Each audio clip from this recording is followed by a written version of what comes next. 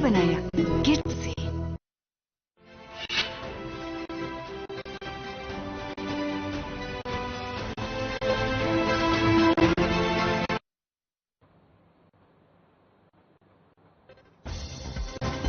दिल्ली के राष्ट्रपति भवन में राष्ट्रीय सेवा योजना अवार्ड का आयोजन। धर्मशाला कॉलेज को मिला नेशनल अवार्ड। राष्ट्रपति द्रौपदी मुर्मू ने विजेता को दिया पुरस्कार।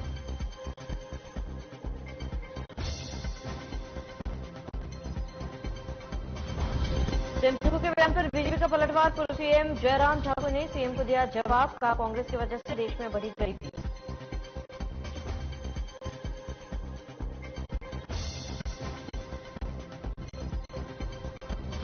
शिमला में बेनतीजा रही जिला परिषद कर्मचारियों की बैठक। कर्मचारियों ने पंचायती राज मंत्री से की बात। जारी रहेगी अनिश्चितकालीन काम छोड़ो हड़ताल।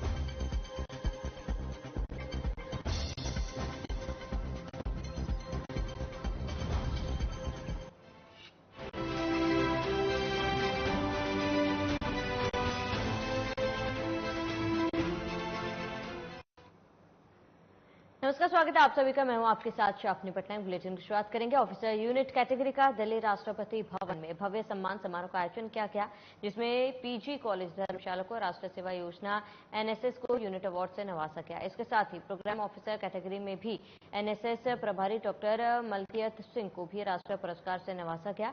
इसमें राष्ट्रपति द्रौपदी मुर्मू की ओर से कॉलेज प्रिंसिपल डॉक्टर संजीवन कटोच को विजेता ट्रॉफी और 2 लाख का पुरस्कार दिया गया। इस मौके पर प्रिंसिपल ने इस क्रम को बरकरार रखते हुए आगे भी जारी रखने की बात कही। वहीं प्रोग्राम ऑफिसर ने भी छात्रों को पढ़ने के लिए प्रेरित किया। उन्होंने कहा कि राष्ट्रीय सेवा योजना अवार्ड उन्हें मिलना गौरव की बात है। पिछले साल भी राष्ट्रीय पुरस्कार से स्वयंसेवी वर्ग के ललित डोगरा को भी सम्मानित किया गया था। सम्मान समारोह में गदियाली लोक नृत्य, हिमाचली नाट्य और अन्य प्रस्तुतियां भी दी गई। इस मौके पर शिक्षक, स्टाफ और एनएसएस के सभी स्वयंसेवी मौजूद रहे।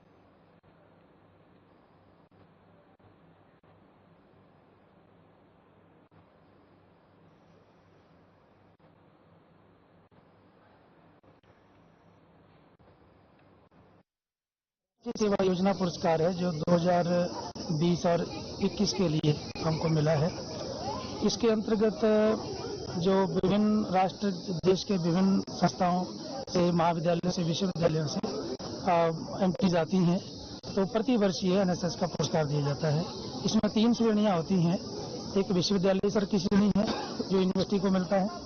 दूसरी श्रेणी है महाविद्यालय की, जिसमें प्रोग्राम कोऑर्डिनेटर और उसकी यूनिट को मिलता है, और तीसरी वॉलंटियर को मिलता है। तो राजकीय महाविद्यालय धर्मशाला की एनएसएस इकाई 1 को 2019-20 का भी पुरस्कार मिला है। वहीं हिमाचल प्रदेश के मुख्यमंत्री सुखविंदर सिंह सुक्खू ने अधीनस्थ चयन बोर्ड में हुई धांधली के बहाने पूर्व जयराम सरकार पर निशाना साधा और कहा कि पूर्व बीजेपी सरकार ने प्रदेश का बेड़ा गर्क किया है। इसके बाद अब पूर्व मुख्यमंत्री जयराम ठाकुर ने सुक्खू सरकार पर पलटवार किया। इस दौरान जयराम ठाकुर ने कोविड वॉरियर से लेकर आउटसोर्स कर्मचारी और राहत पैकेज समेत विभिन्न मुद्दों को लेकर सरकार पर प्रहार किया। बता दें कि जयराम ठाकुर ने मुख्यमंत्री सुक्खू पर पलटवार करते हुए कहा है कि पूर्व बीजेपी सरकार के 5 साल के कार्यकाल में प्रदेश भर में जमीन स्तर पर काम हुआ है और कहा कि बेड़ा गर्क करने का काम तो ये हुआ कि 10 महीने के कार्यकाल में ही प्रदेश को 10 साल पीछे कर दिया गया। उन्होंने कहा कि प्रदेश में 1000 से ज्यादा संस्था बंद कर दिए गए। जिन लोगों को प्रदेश में सरकार बनने के पहली कैबिनेट में 1 लाख नौकरियों का वादा किया गया था, वह भी पूरा नहीं किया गया।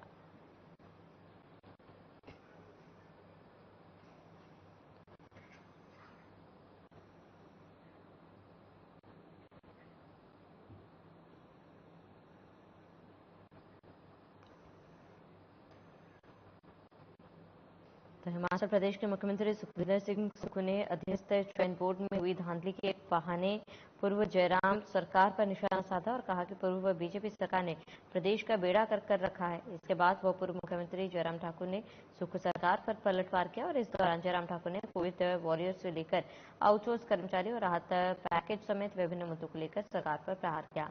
बता दें, जयराम ठाकुर ने मुख्यमंत्री सुक्खू पर पलटवार करते हुए कहा कि बीजेपी सरकार के 5 साल के कार्यकाल में प्रदेश भर में जमीन स्तर पर काम हुआ है और कहा कि बेड़ा गर्क करने का काम तो ये हुआ कि 10 महीने के कार्यकाल में प्रदेश को 10 साल पीछे लेकर गए।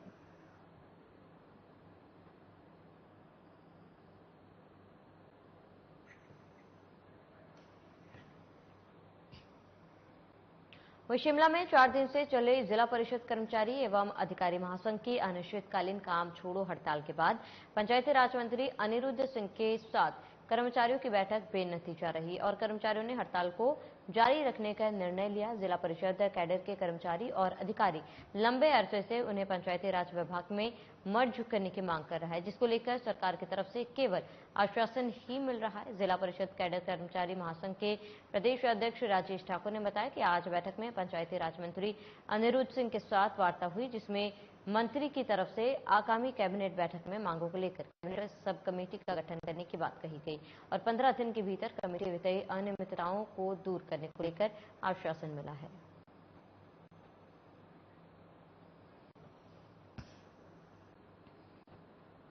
तो शिमला में 4 दिन से चल रही जिला परिषद कर्मचारी और अधिकारी महासंघ के अनिश्चितकालीन काम छोड़ो हड़ताल के बाद पंचायती राज मंत्री अनिरुद्ध सिंह के साथ कर्मचारियों की बैठक बेनतीजा रही और कर्मचारियों ने हड़ताल को जारी रखने का निर्णय लिया। जिला परिषद कैडर के कर्मचारी और अधिकारी लंबे समय से उन्हें पंचायती राज विभाग में मर्ज करने की मांग कर रहा था, जिसको लेकर सरकार की तरफ से केवल आश्वासन मिल रहा है। जिला परिषद कैडर कर्मचारी महासंघ के प्रदेश अध्यक्ष राजेश ठाकुर ने बताया कि आज बैठक में पंचायती राज मंत्री अनिरुद्ध सिंह के साथ वार्ता हुई, जिसमें मंत्री की तरफ से आगामी कैबिनेट बैठक में मांगों को लेकर कैबिनेट सब कमेटी का गठन करने की बात कही गई।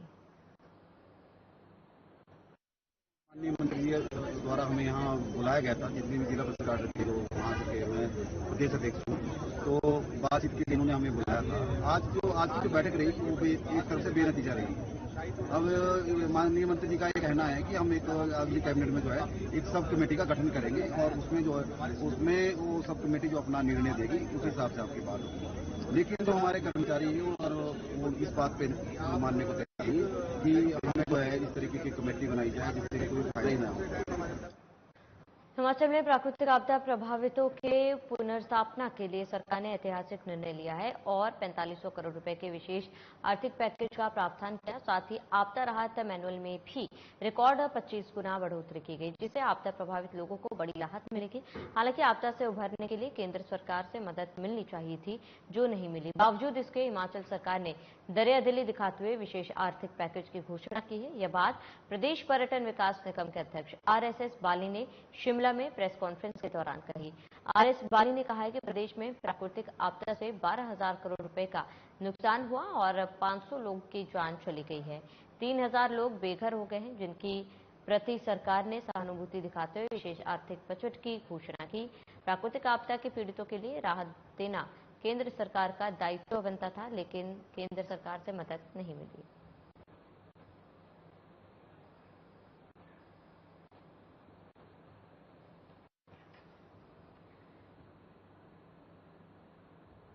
आपको बता दें कि केंद्र सरकार की तरफ से राहत नहीं मिली है। हिमाचल में प्राकृतिक आपदा प्रभावितों के पुनर्स्थापना के लिए सरकार ने ऐतिहासिक निर्णय लिया है और 4500 करोड़ रुपए के विशेष आर्थिक पैकेज का प्रावधान किया। साथ ही आपदा राहत मैनुअल में भी रिकॉर्ड 25 गुना बढ़ोतरी की, जिससे आपदा प्रभावित लोगों को बड़ी राहत मिलेगी। हालांकि आपदा से उभरने के लिए केंद्र सरकार से मदद मिलनी चाहिए थी, जो नहीं मिली। बावजूद इसके हिमाचल सरकार ने दरियादिली दिखाते हुए विशेष आर्थिक पैकेज की घोषणा की। यह बात प्रदेश पर्यटन विकास निगम के अध्यक्ष RS बाली ने शिमला में प्रेस कॉन्फ्रेंस के दौरान कही है। RSS बाली ने कहा है कि प्रदेश में प्राकृतिक आपदा से 12,000 करोड़ रुपए का नुकसान हुआ है और 500 लोगों की जान चली गई। 3,000 लोग बेघर हो गए, जिनके प्रति सरकार ने सहानुभूति दिखाते हुए विशेष आर्थिक बजट की घोषणा की। प्राकृतिक आपदा के पीड़ितों के लिए राहत देना केंद्र सरकार का दायित्व बनता था, लेकिन केंद्र सरकार से मदद नहीं मिली है। आप में इतिहास में पहली बार इतना बड़ा विशेष पैकेज जो हिमाचल प्रदेश की सरकार ने प्रदेशवासियों के लिए दिया है, ये आज दिन तक कभी भी पूरे देश में नहीं हुआ था। एक हिल स्टेट से आना, एक छोटे से स्टेट से आना और इतना बड़ा 4500 करोड़ का पैकेज अपने बलबूते पे देना, कहीं न कहीं ये हमारे यशस्वी मुख्यमंत्री ठाकुर सुखविंदर सिंह सुक्खू जी की सोच, उनका अथाह प्रयास और सरकार पूरी का अथाह प्रयास दर्शाता है। वहीं खबर हिमाचल प्रदेश के लाहौल स्पीति से है, जहां सर्दियों में पीने के पानी की दिक्कत को देखते हुए सीएम द्वारा नई परियोजनाओं की शुरुआत की जा रही है। बता दें कि जल शक्ति विभाग के द्वारा anti fridge water supply system के तहत 24 घंटे पीने का पानी मुहैया करवाया जाएगा। प्रदेश के उप मुख्यमंत्री मुकेश अग्निहोत्री 5 अक्टूबर को इस सिस्टम का केलांग में शिलान्यास करेंगे। वहीं 1 साल के भीतर इस काम को पूरा करने का भी जल शक्ति विभाग के द्वारा लक्ष्य रखा गया। जल शक्ति विभाग के द्वारा फिलहाल केलांग और साथ लगते बौद्ध गुम्पा को इस सुविधा का लाभ दिया जाएगा। इसके अलावा भी उप मुख्यमंत्री मुकेश अग्निहोत्री के द्वारा अन्य विकास कार्यों के भी शिलान्यास और उद्घाटन किए जाएंगे।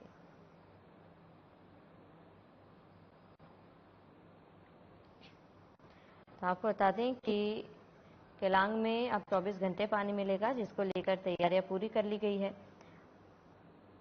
और हिमाचल प्रदेश के लाहौल स्पीति से सर्दियों में पीने के पानी की दिक्कत को देखते हुए सीएम द्वारा नई परियोजना की शुरुआत की जा रही है, जहां जल शक्ति विभाग के द्वारा anti fridge water supply system के तहत 24 घंटे पीने का पानी मुहैया करवाया जाएगा।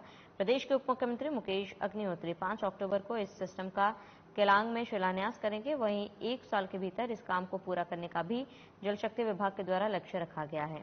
जल शक्ति विभाग के द्वारा फिलहाल केलांग और साथ लगते बौद्ध गुम्पा को इस सुविधा का लाभ दिया जाएगा। इसके अलावा भी उप मुख्यमंत्री मुकेश अग्निहोत्री के द्वारा अन्य विकास कार्यों में भी शिलान्यास और उद्घाटन किए जाएंगे।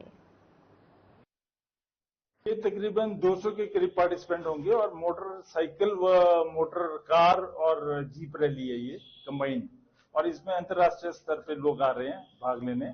और इसका तकरीबन 350 से 400 किलोमीटर की दूरी तय करेंगे ये। और सबसे ऊंचा गांव हमारा लांगचा पड़ता है गौमिक, वहां का भी तकरीबन 15,000 फुट से ज्यादा की ऊंचाई है। और जहां से रैली शुरू हो रही है तकरीबन 11-11,500 की ऊंचाई है और शीत मरुस्थल से होती हुई जाएगी। ये ज्यादातर ऑफ रोडिंग होगी ये रैली, और इससे बहुत ज्यादा बढ़ावा मिलेगा, मेरा ये मानना है। रैली का नाम रखा गया हिमालय का।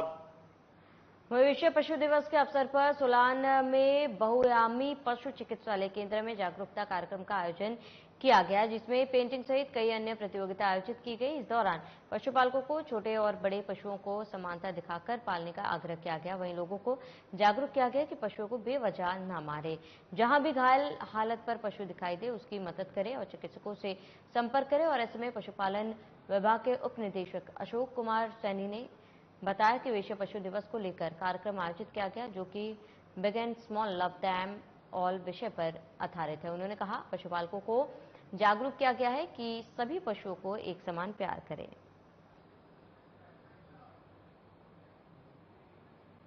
चलिए इसी के साथ इस बुलेटिन में फिलहाल में साथ देते हैं। देश विदेश की तमाम बड़ी खबरों के लिए बने रहे हमारे साथ।